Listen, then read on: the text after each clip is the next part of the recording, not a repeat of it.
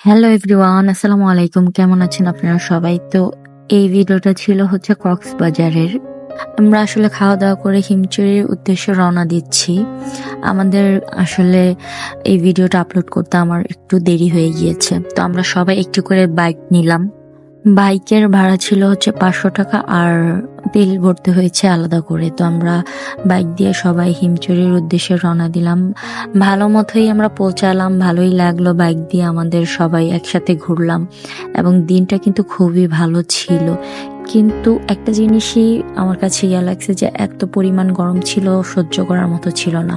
এখানে একটি মসজিদ দেখলাম, খুবই সুন্দর। দেখতে খুবই ভালো লাগছিল, মাশাআল্লাহ। তো আমরা ওইদিন চেয়েছিলাম যে আরেকটু দূরে কোথাও ঘুরতে যাব, কিন্তু আসলে যাওয়া হয়নি। কিন্তু আমাদের আজকের এই ট্যুরটা কিন্তু অনেক সুন্দর হয়েছে। খুব সুন্দর একটি দৃশ্য। মনে হচ্ছে গাছপালা মানে সবকিছু মিলিয়ে কিন্তু খুবই সুন্দর লাগছিল। তো ভালোই লাগলো, দিনটা খুবই ভালো কেটেছে আমাদের। আমরা অনেক আনন্দ করেছি সবাই একসাথে। আমরা মোট ৪ টা বাইক নিয়েছিলাম। আসলে আমার এই পাহাড়, গাছ এইগুলার প্রতি আমার একটা অন্যরকম একটি নেশা। আমার এত ভালো লাগে দেখতে। মনে হয় যে এখানেই থেকে যাই। আসলে এই আল্লাহর সৃষ্টি সবকিছুই কিন্তু অসাধারণ, তাই না বন্ধুরা? ভিডিওগুলো আগেই আপলোড করতাম। অলসতার কারণে এডিট করাটার কারণে দেখা যায় এতটা দেরি হয়ে গিয়েছে। আর বুঝতেই তো পারেন যে ব্যস্ততার কারণে দেখা যায় ভিডিও আপলোড করাই হচ্ছে না। তো দেখেন এই ভিউগুলা কিন্তু খুবই সুন্দর আসছে, মাশাআল্লাহ। অনেক ভালো লাগছিল। পাহাড়গুলা দেখে আমার খুবই শান্তি লাগছিল। তো আসলে আমরা হিমচুরির দিকটায় পৌঁছেই গিয়েছি প্রায়। তো আসার পর এখানে আমরা আসলে কিছু কেনাকাটা করব, একটু সানগ্লাস কিনবো। তো সামনেই দেখলাম যে আখি আপু এবং হচ্ছে বাপ্পি ভাইয়া, আখি আপুর পুরা ফ্যামিলি আসছে। আপনারা তো আখি আপুকে চেনেনই, ওনার মেয়েটাও আসলো। তো যাই হোক, খুবই কিউট ছিল।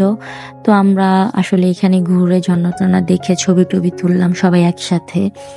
তো কিছু কেনাকাটা করলাম আর ভালোই লাগলো দেখা যায়। কিন্তু বেশিক্ষণ আমরা এখানে থাকিনি। আমি একটি সানগ্লাস কিনলাম এবং রোহানিও একটি সানগ্লাস কিনলো। এখানে প্রচন্ড রোদ, যার কারণে তাকানোই যাচ্ছিল না। আর আচারের দামগুলো অনেক বেশি ছিল, যার কারণে আমরা এখান থেকে নেই নাই।